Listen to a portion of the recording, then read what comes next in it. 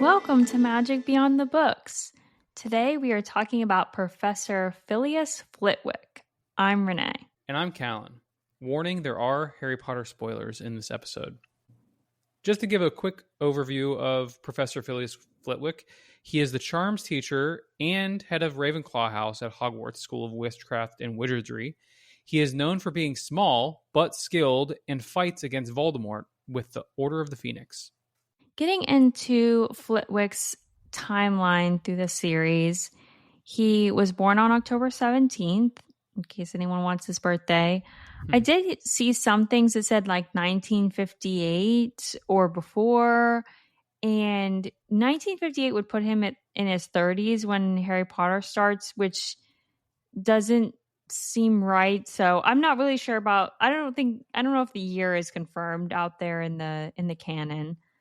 I think that I would assume he's middle-aged, maybe 50s, 60s, something like that. That seems like the going rate for a professor at Hogwarts. I feel that's what I would assume would be. So yeah, and he was there when the Marauders and Snape and all of them, he was teaching when they were in school. So, he's got to be at least old enough where he's, the generation before that generation.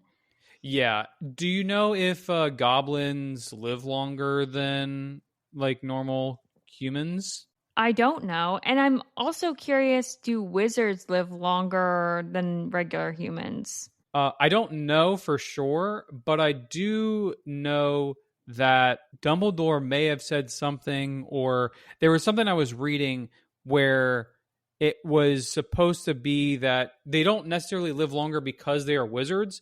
It's just because, or there's no like gene that makes them live longer. It's just like they're able to get out of things easier. So if they are into some sort of situation or some sort of mix up or whatever, they're able to sort of magic their way out of it, instead of if there was some disaster or some emergency, a regular human wouldn't be able to use magic to get out of that situation. So it seems like that's why they might live longer.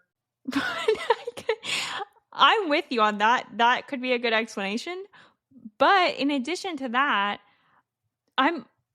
maybe this is a whole episode. Are wizards immune to normal muggle ailments? Like, do wizards get cancer, for example? Do they have a cure for that? I mean, they're playing with 10-pound lead balls in Quidditch and they're getting hit by them and recovering. I don't know. But then on the flip side of that, why does everyone that we meet in the wizarding world have no family? Like, all of Sirius's family is dead. All of Harry's family is dead, I guess. You know what I'm saying? Like, why is everyone dead? Explain this to me.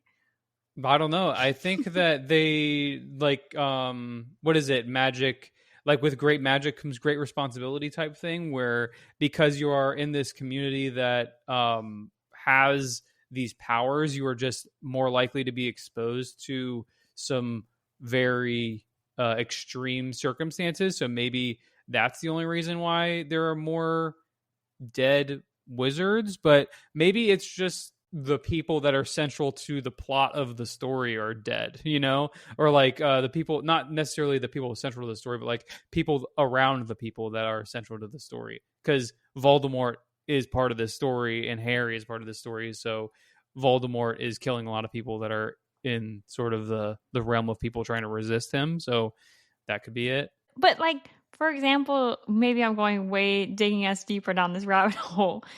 But for example, Sirius, it's confirmed that Sirius is the last of his family that has the black name. And when he dies, like, the black line is ended. So, and then there's this whole thing, about like who Creature goes to. So I feel like they went through a lot of hoops to confirm that, like, for example, Sirius's parents are both dead. Like, I want to know, why are they dead? What killed them? Because it seems like they shouldn't be. I mean, Sirius is in his 30s, that his parents should still be alive. Yeah, I could see that. Yeah, I don't know. That's actually a very good question, because there Thank really you. isn't like Sirius isn't necessarily like the target of Voldemort. They would be on Voldemort's side, really, if anything went down like that. Um, and they don't. There's no explanation why they died. Maybe there is like a magic form of cancer that's like cancer plus, like Yeah. something that only wizards contract that they haven't found a cure for, or maybe they are susceptible to cancer or something like that. And maybe there's something that maybe they did a spell when they were young, and now nobody does that spell because it gives you cancer or something. Yeah, oh God. I I hope don't not. know. But yeah. But back to your question about goblins, do they live longer? I also don't know the answer to I that. looked it up. They have a natural lifespan of around 60 years, so they actually live A shorter, less yeah. shorter lives. But he's half goblin, half human, so he probably gets the benefit of the doubt. He's gonna Well, live a little bit longer. yeah, but he's not a half. It's not like his mom or dad was a goblin, like he's somehow descendant of a goblin. He's part goblin, yeah. Yeah, yeah, I just should to make that more clarify, yeah. clear. But also, so I asked Gemini.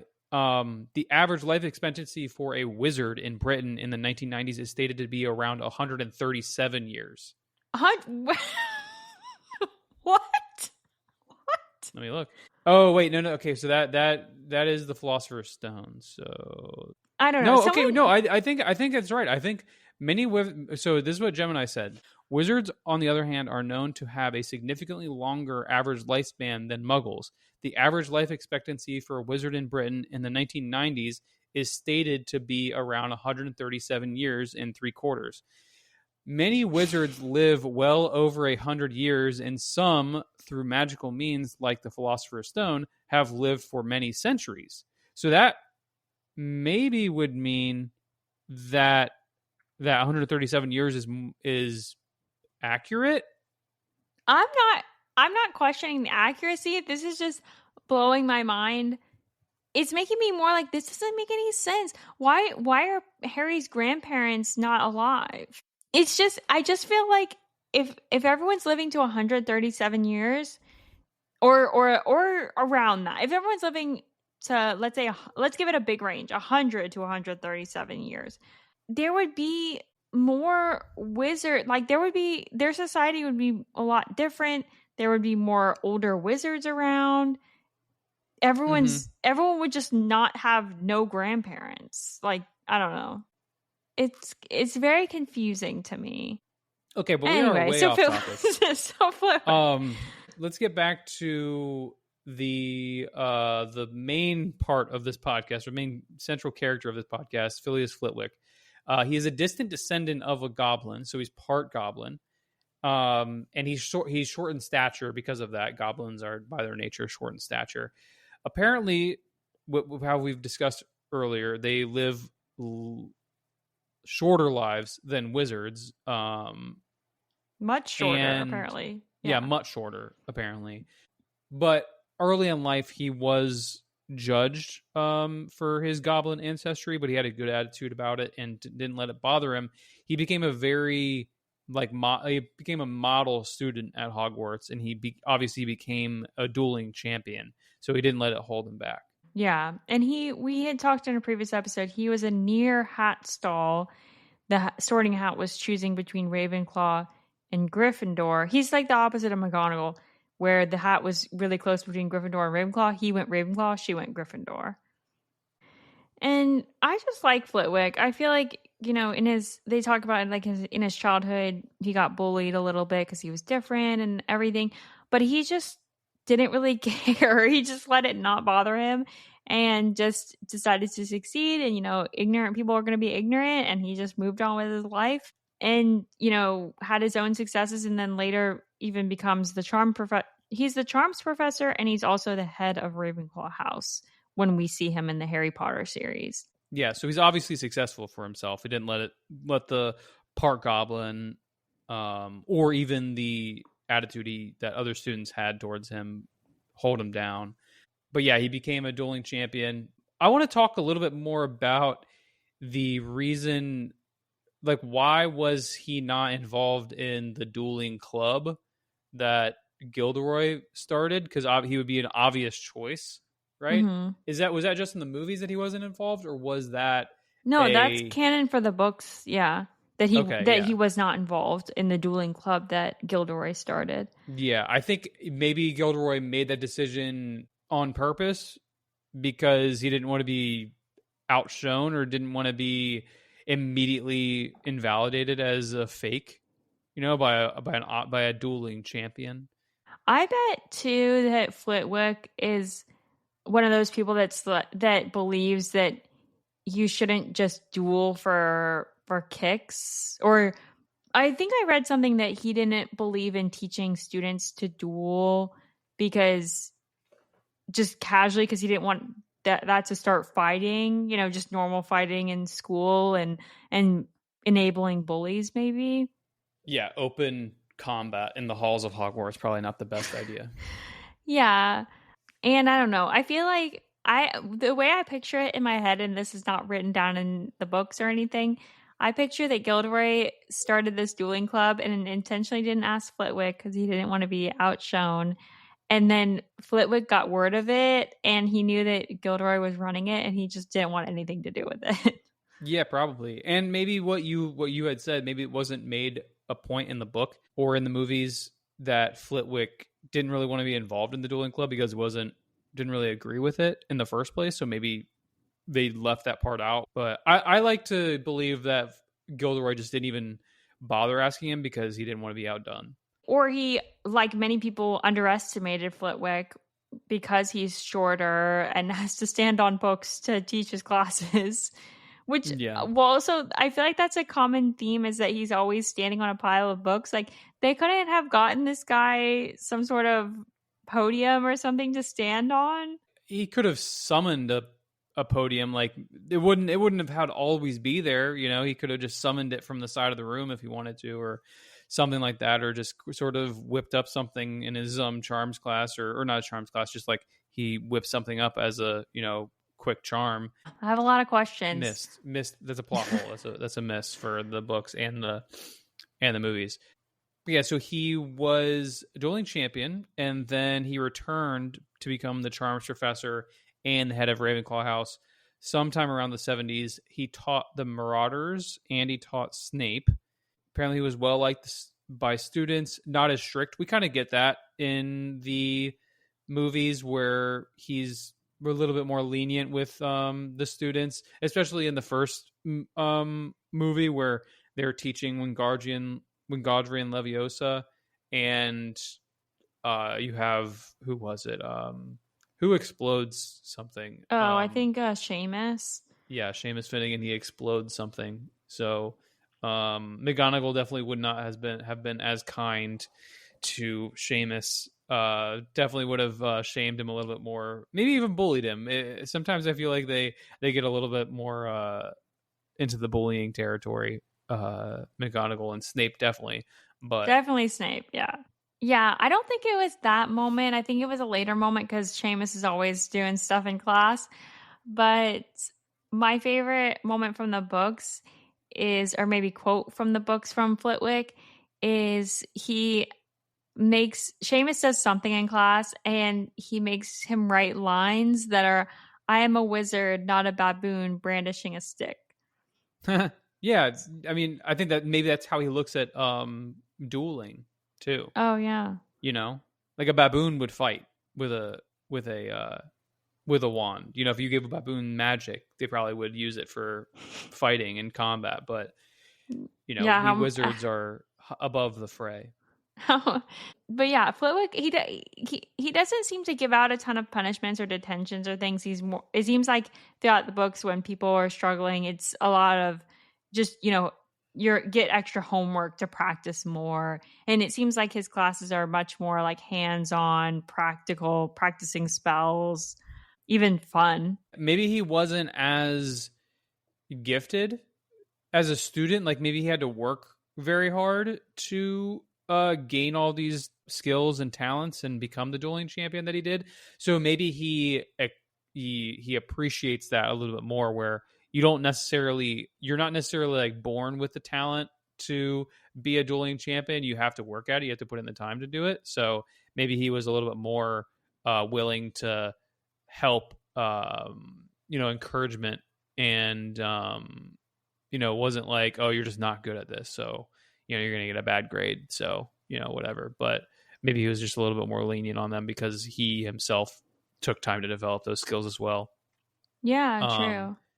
And I mean, he does give, like I said, leniency with Seamus and the other students in the class when they're teaching Wingardium Leviosa. And so a comment on the levitation charm.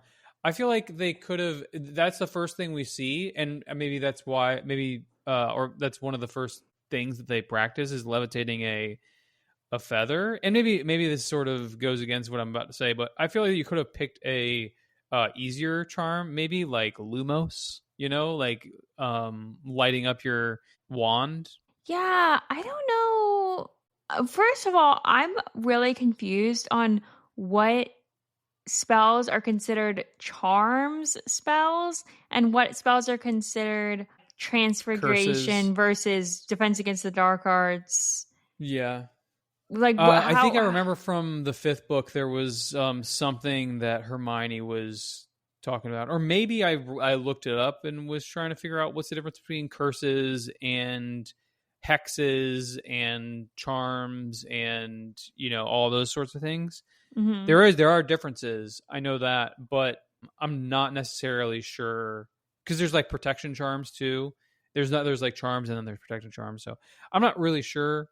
But I know that curses and hexes are bad. The curses and the hexes, and then there's like the opposite of that, where it's not charms, but it's like defensive spells to protect against hexes and curses. Yeah, I'm thinking like, let's say protection charm that you put around basically like a force field type situation. I know Flitwick is jumping ahead here a little bit, but like when they're in the Battle of Hogwarts, Flitwick is one of the ones that puts up a bunch of protections around the castle. So is that a charm, or would that be considered like under defense against the dark arts? No, I think that would be maybe a counter spell, because I'm looking at a chart. So the classification of spells. So you have transfiguration, altering the object's form or appearance, conjuring objects out of thin air, vanishing and making objects disappear. Yeah. Okay. Then you have charms, which is a very wide range of different spells concerned with giving a target new and unexpected properties or making the target perform certain actions among other possible effects. Okay. So that would be Expelliarmus, so disarming somebody or levitating something maybe. Hex is another category, which is moderate dark magic. Oh, well, I skipped one actually. Jinx is the next one, which is minor dark magic. They cause a small inconvenience to the target. Another one, an example of this would be impedimenta, which is just like essentially you just stop the person from moving forward, or object moving forward. These apply to objects as well. Then there's a hex, which is moderate dark magic. They cause a major inconvenience and or a low level of harm. An example of this is Densogio, a hex that would horribly enlarge the target's teeth. Then there's a curse, the worst kind of dark magic. They cause extreme harm to the target or otherwise affected them in a strongly negative manner. Avada Kedavra is an example of that. A counterspell, which is reversing the effects of another spell. So that covers counter jinxes, counter curses, counter charms, and untransfigurations. So a counter spell is just the opposite of all of these ones that we've already mentioned. Okay. And then a healing spell. So who's teaching healing spells then? Like, is that in charms class? It seems like they don't learn that, and that should be a main part of their education. Yeah, I think maybe the healing spells are left to the people that are trying to be, are they called healers? Yeah, are left to the healers, because maybe you can cause some irreparable damage by doing a healing spell wrong, and in the other forms of magic, maybe you can't cause as much harm, or they don't necessarily care um about like a, because they're not teaching them like curses. They're teaching them the counter curses or the counter hexes in defense against the dark arts. They're not teaching the students Avada Kedavra.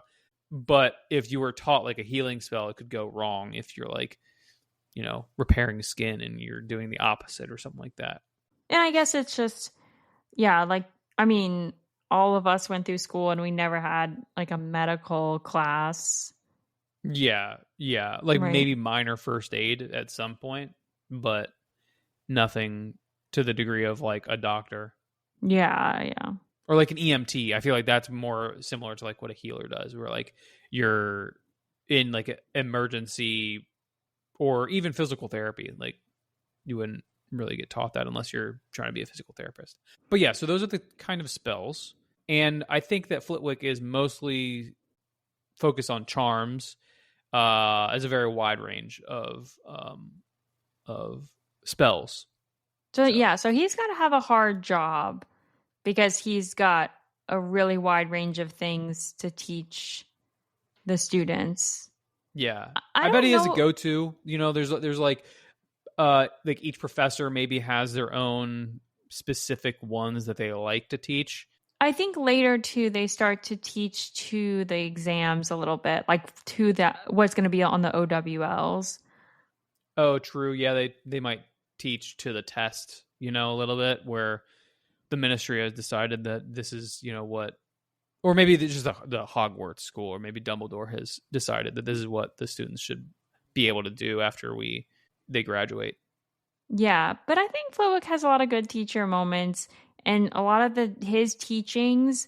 I think this doesn't really get like acknowledged outright in maybe like the books or the movies, but he teaches a lot of stuff that ends up being crucial, or he does a lot of good moments as a teacher. Like for example, he's the one that teaches them the levitating spell, like you were saying, and that's the spell that Ron uses against the troll in when the three of them have their little battle in the bathroom. Mm-hmm. Mm-hmm. So that definitely came in handy. Yeah. And then he's the teacher that teaches the Accio, which is the summoning spell. And then Harry uses that. That's like the only spell that Harry uses in the first task of the Triwizard Tournament. He would be helpless without those things. Yeah, I mean, definitely Hermione did a lot of the legwork there, but it gets introduced in class, and he tries Yeah. to teach Harry. And he teaches them, they talk about him teaching cheering charms, which do come up on the OWLs. What are those? What's a cheering charm? I think it's like to cheer someone up. Oh, okay. Like, Okay. I might That's be interesting. totally I mean, I wrong guess on that's that. pretty straightforward. Yeah.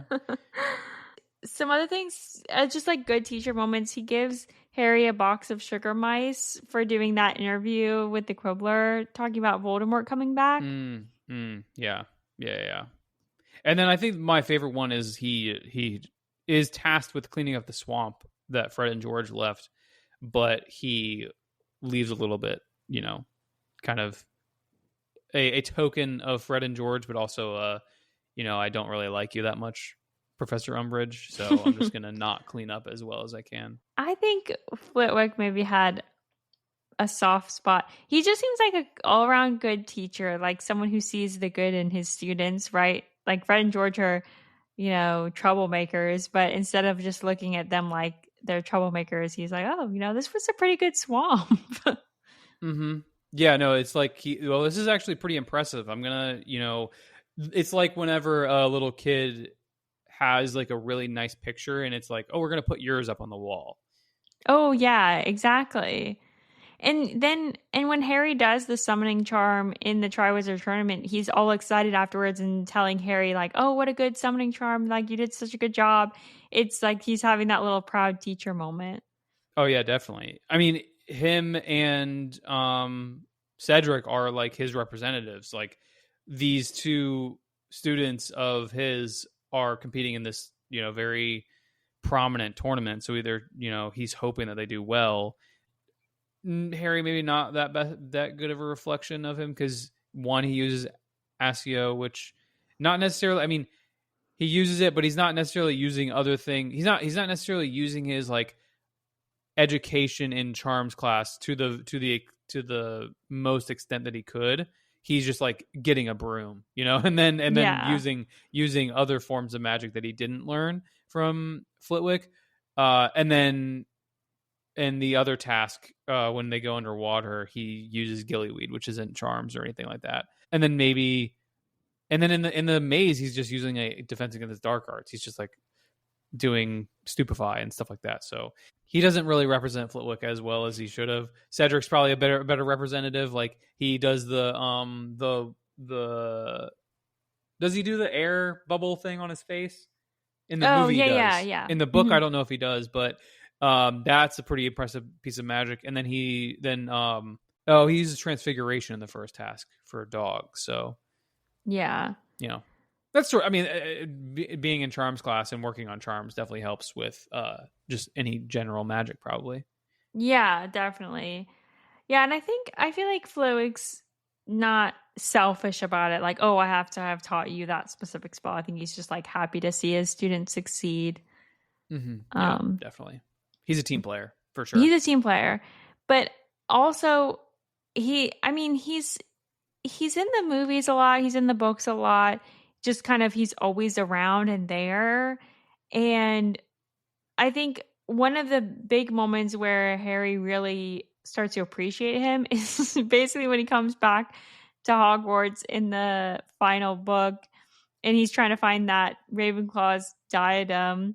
He's like, "Get me Flitwick's stats. I need to know where this 1,000-year-old lost diadem is." And Flitwick's like, "I don't know." Yeah. What did you expect? Like I that I You have think it I've been in hiding it? Yeah, yeah. I probably would have presented it to Dumbledore if I found it. Um, exactly. yeah. Yeah, Flitwick and Dumbledore, I think that it's canon that both of them went to, Ravenclaw's ghost and tried to ask her where it was. But Tom Riddle and Harry Potter are the only two students who she actually told the truth to. I'm trying to remember why she eventually gave it to or told Harry. Was it because he's like, look, like this is like really important, or I guess what did he use? What reasoning did he use? I don't remember exactly. I'd have to like look back at the scene, but I think from my memory, I think he's pretty transparent. Like, I gotta bring Voldemort down. I'm not Mm-hmm. trying to just use Yeah, maybe this he was for like my guilt own. tripped her. He was like, "Do you really want to be the reason that Voldemort is still alive?" Yeah, I mean, you're Yeah. the one that told him where it was in the first place, Yeah. so So this is actually all your fault. this is all of your fault. Yeah. Do you want to live with this forever? Do you Actually, want to forever? not live with this forever Yeah. because you're a ghost? Yeah. And then he fought in the Battle of Hogwarts. He was part of that. Like we said before, he was part of the charms that they put up on the castle. He was mentioned specifically in the doors that they put on the castle. I think when they were trying to protect from Sirius, I think that he was put charms all over the Hogwarts doors. But during the Battle of Hogwarts, he was more complex charms around the castle. He wasn't the one that did the charm on the big knights or the big I would guess like that was warriors. That was McGonagall, I McGonagall think. because it's like transfiguration, but yeah. Mm-hmm. But yeah, and then he battled two pretty prominent Death Eaters and defeated them, I believe. He killed Dolohov. I don't know about Yaxley though, right? He just battled him. He definitely fought him. I don't know. I don't think we get like a conclusion because again, we're getting all of this with like Harry running past and whatever. So I'm not sure if he also killed Yaxley, but I think Antonin Dolohov was the one that was that did the curse that made Hermione like in the hospital for a little while, right? Possibly. I don't remember that actually. I think if Was that I'm in 6?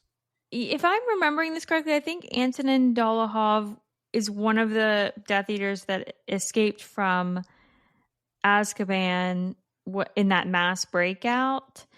And then he was at the Ministry of Magic when the students were battling the Death Eaters.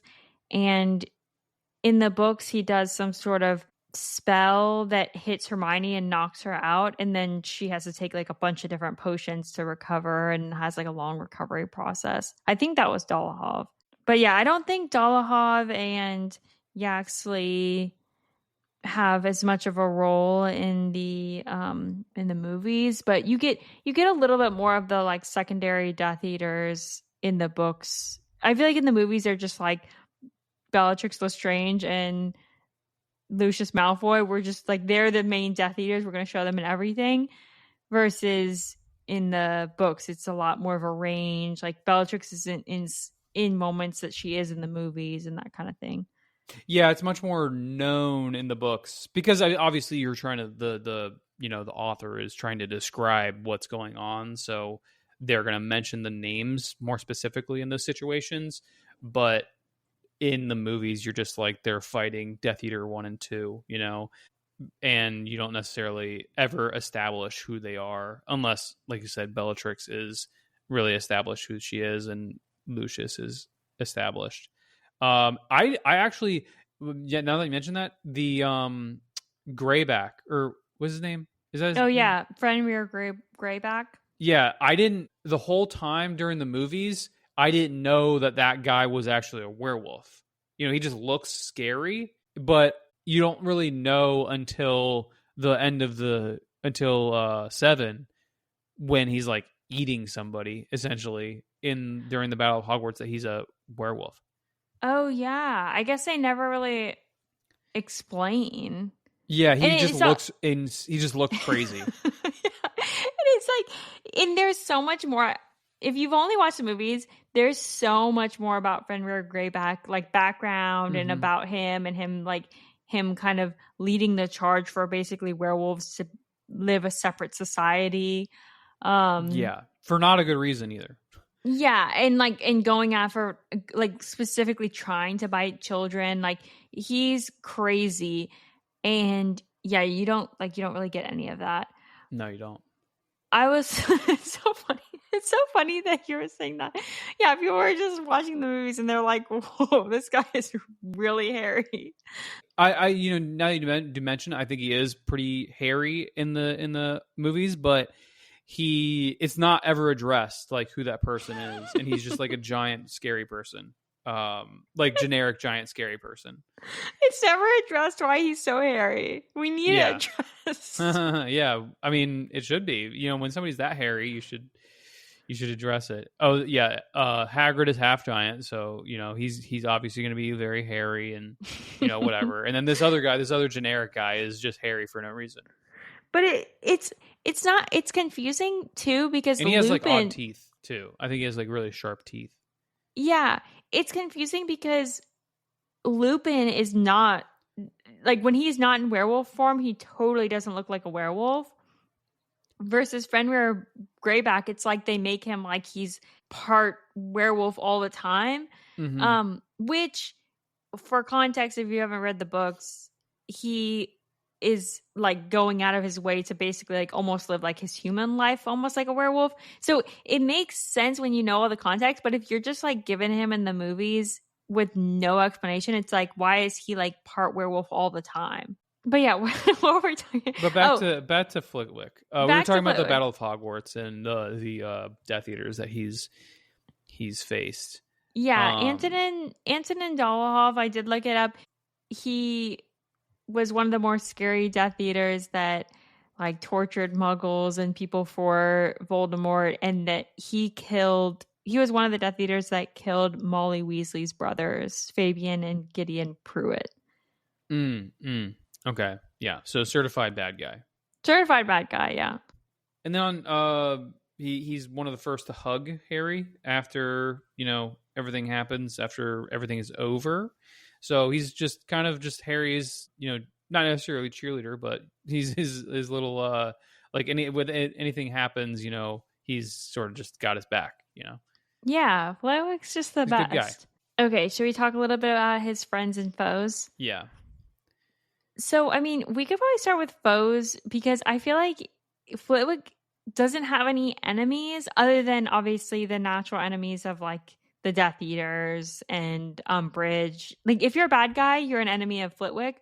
But I don't think there's anyone out there that just doesn't like him. Yeah, he might just be the guy that's like in the way, trying to like challenge you if you're a bad guy, and he's just sort of just on the side of good. But you don't necessarily not like him just because he's maybe they do have some sort of bias or prejudice against like goblin blood in being mixed with human blood, and that person being a wizard. They probably because they laud purebloods. But other than that, they don't nobody doesn't like him because of his personality. Everybody Yeah. likes him because of his personality. And like you have on here, kills him with kindness. So Yeah, I just feel like I guess I'm just wondering, like does Professor Sprout not like him? Like, does he have any like just random, aside from the Death Eaters, just random people that are like, you know what, he just rubs me the wrong way. no, I don't think so. I mean, maybe, and this is a theory maybe we could talk about, is that Vernon probably doesn't like him because he is theorized to be one of the wizards that that Vernon sees in the street when everything is everybody's celebrating because Voldemort dies, right? Maybe he just doesn't like him because he is a wizard, right? So Vernon doesn't like him Oh just because yeah. Vernon is a curmudgeon and just has a stick up his butt and is in Flitwick's probably wearing robes, and Vernon thinks that's weird, but yeah, that's really the only reason. Nobody else dislikes Flitwick just on the face, and I think that Sprout does get along. I think everybody likes Flitwick. I think that there just wasn't a lot of time to dedicate to showing Flitwick is loved by everybody. It's just Yeah. assumed that he is. Yeah, that's true. And yeah, and on the friends side, I mean, it seems like he's kind of besties with Minerva McGonagall. Like, that might be his closest friendship. Maybe I'm not sure. Do they say specific things in the book about them getting along? Well, I don't know if they give us too much, but I know him and McGonagall are some of the people. So it's like McGonagall, Flitwick, Hagrid, and Cornelius Fudge all are in a group around Christmas time, hanging out and having a drink in the Three Broomsticks. Hmm. Huh. And then I think I guess I just think, or maybe I read this in the wiki or something, that him and Minerva would get along because they were both like very closely Ravenclaw, Gryffindor, and would have a lot of similarities. Okay. Yeah, I mean, I could see that. I mean, they seem like the most talented professors at Hogwarts, both of them, especially in the categories of charms and dueling, right? I think both of them are Hmm. pretty talented at that. All of them obviously are pretty talented, I think. But they have their specific talents. Snape being a potions, but that little occurrence where Fudge is with McGonagall and Flitwick, it's just those three, right? Hagrid, McGonagall, Flitwick, and Okay. Fudge, I think. Yeah. So that seems like Fudge. That seems like Hagrid, Flitwick, and McGonagall were all like talking to each other, and then Fudge just like barged in and was like, "What's up, guys? What are you guys talking about?" That's what I think too. There's a picture from the illustrated books. So in the illustrated books, you see a little picture, and it's like, Hagrid's Okay. leaning over talking to Fudge, and then Flitwick, which he seems to be carrying books probably to sit on, which is just ridiculous. And then him and McGonagall seem like they're chummy, chit chatting. Very prototypical witch hat as well for McGonagall in this picture. And I feel Um, like it's so they're every time there's like a really tall person, they have their really short like BFF, right? yeah, they have to be yin and yang. They have to have that yin and yang in the scene. It just goes. Yeah. It just looks nice, right? Yeah, but I'll share that photo from the illustrated book on our Instagram because you get a nice little you kind of see Flitwick and you get this little group. It looks like they're like about to take their seats in the Three Broomsticks. Should we get into theories about Flitwick? Yeah. So the first thing, I guess, is a question I have. Can Flitwick do magic without a wand because he has goblin ancestry? Because goblins don't use wands. Right. And maybe this is a question more along the lines of is are wands even required for magic? Like, can you do magic without a wand if you're a wizard? Yeah, this has come up before. I have some strong feelings about it. I don't, maybe we do like a debate episode and go like into detail. My, from reading the books a million times, my understanding is that you cannot do magic without a wand as a human. So I'm taking out like goblins and elves Mm-hmm. and centaurs and all the other things. I think you need a wand to be able to channel it. That said, I know that young kids sometimes do magic without a wand, or they talk about um like, let's say Dumbledore's sister who's doing magic without a wand, but I think that's almost like if you try to repress your magic, it's going to come out of you and it's going to be uncontrolled. So your wand is just like channeling it. So I don't think you can do controlled specific spells without having a wand. Does that Okay. make sense? Yeah, I think it makes sense. In the Fantastic Beasts and Where to Find Them series, they have those obscurials, right? Those are those, like what you were saying, Dumbledore's sister. They kind of have a very repressed but powerful magic, so it just like seeps out of them in very uncontrolled ways. I mean, I guess I do agree with you that this sort of a human can't necessarily do wandless magic, but um I don't know. Maybe you have to be full goblin or full house elf to be able to do that, because it maybe at a certain level it would allow you to. Maybe if you're like more than 50% or something like that. But I bet it helps him out a little bit. I bet it's like it doesn't hurt him that he has this goblin ancestry. Maybe it gives him a little bit more just inherent ability to perform complex magic with a wand. Maybe it makes it easier for him to channel magic, which kind of goes against what I was saying earlier, where he maybe had trouble doing magic with a wand. I don't know, but maybe it doesn't go against my thing. I'm bouncing off all the theories right now, where like they're more able to do magic without a wand. So if you're a wizard and he can't do magic without a wand. He has to do magic with a wand. Maybe that's harder for a goblin to, or a part goblin to, really take hold of. I guess maybe, I don't know. Well, also goblins are skilled metal workers, and they can tell the difference between a fake and a real like quality item, right? So, or maybe like the original and a duplicate. So I wonder if some of that stuff is just in his blood. Like, if I don't think they show Flitwick having any of those skills, but it would be interesting if he did because of his goblin ancestry. Yeah, maybe. Who knows? I don't really know what goblins, like how much goblin is required to have their traits, or have like hints of their trait. I bet it doesn't, like I said, I bet it doesn't hurt him, at all, to have some sort of goblin genes. Obviously it hurts him because of the height factor. So maybe I shouldn't say it Yeah. doesn't hurt him, but yeah. There's nothing wrong with being short, I'm a short person. I've gotten through life okay.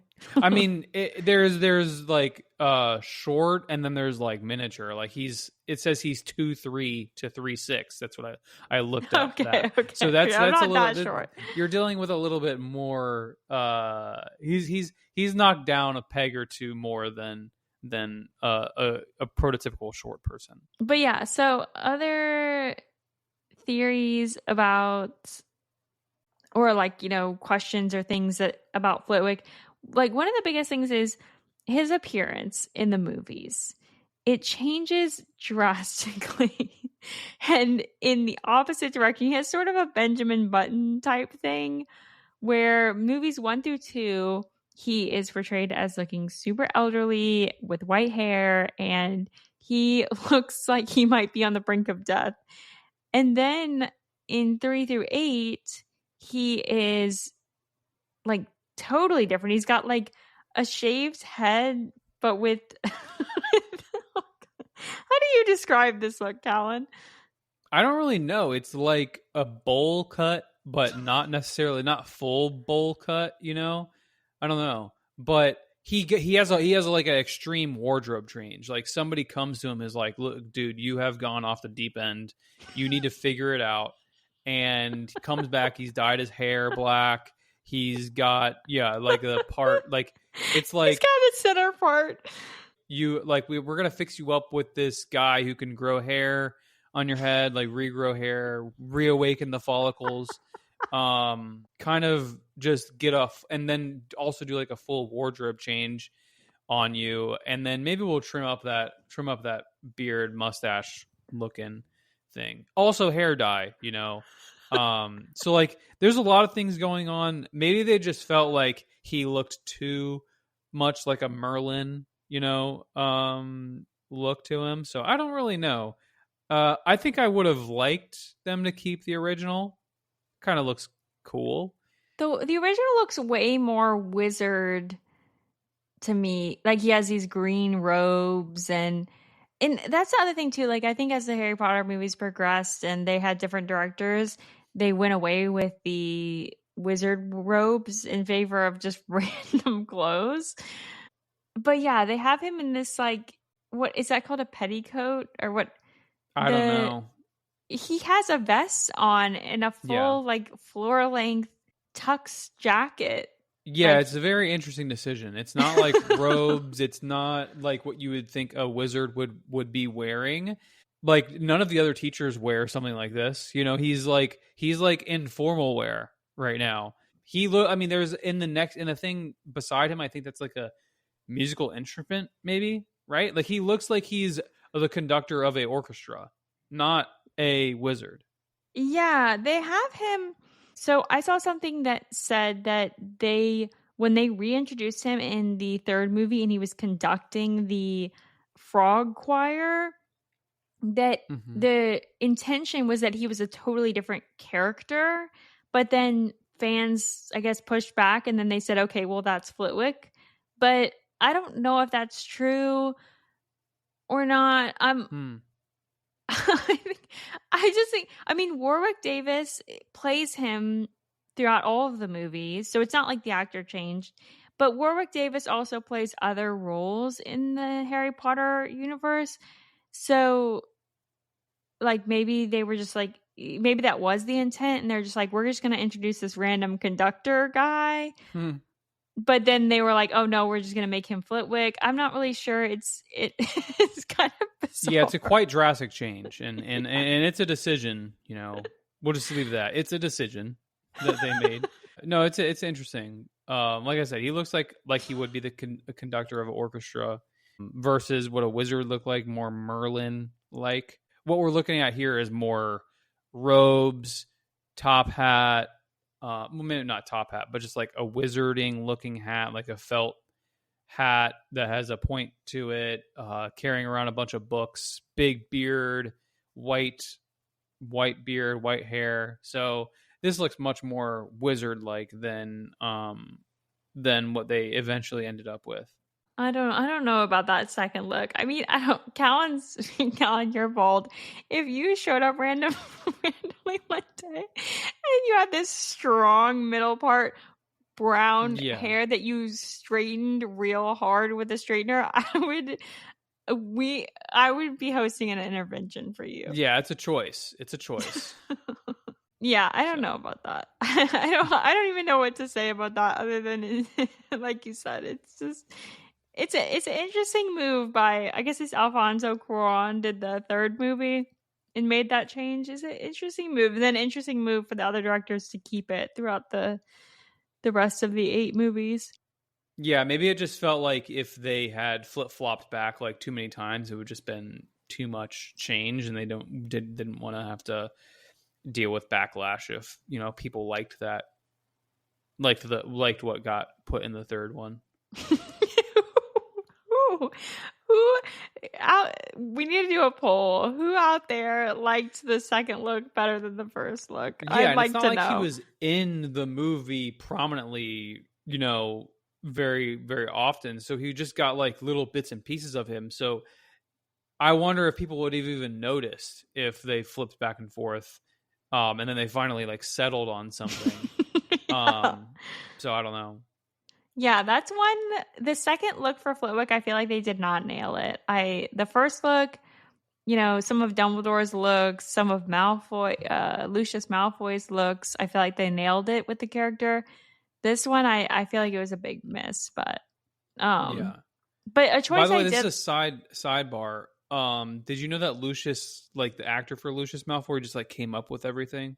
Yeah, I saw him talking about it in an interview, which I was like, thank God. Like when Yeah. he was describing what they wanted to put him in, they're like, he's a businessman. He's like, no, he's not. Like, Yeah. did you read the books? I was like, we need more Lucius Malfoys. Or I forget what his name is. Jason Isaacs, I think, or Isaac. Anyway, we need more people like that. Warwick Davis should Take have charge. put his foot down and said no. Yeah. I am having a walking stick. Yes. But a choice I did like from the movies was that they had Flitwick crowd surfing during the Weird Sisters set in the Yule Ball. I thought Oh, yeah. that That was was a good. good choice. Yeah, that was a good choice. I wonder if he voluntarily did that, or a student was like, maybe somebody dosed the punch or whatever, and they were all kind of a little drunk, and then they just like picked him up, and he was like, "Oh, this is actually kind of fun," or like just went along with it, maybe. Yeah, that's interesting. So, the sidebar, when in the United States you have prom, your senior year of high school, but no one is allowed to legally drink at that age, not until you're 21 in the United States. But in other countries, I guess other countries don't have proms. But Yeah, I bet they have something similar.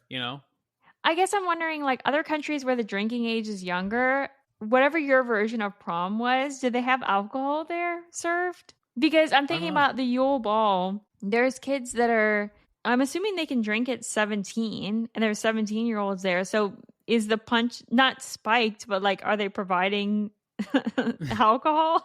Yeah, maybe it's like not encouraged, but it's like you can do it. Maybe they don't encourage it, and they don't make it a point to say this is going to be a dry or a alcohol allowed event. Maybe they're just like, we're having prom, and that's it. Like, we're not going to say it's going to be dry or alcohol allowed at all.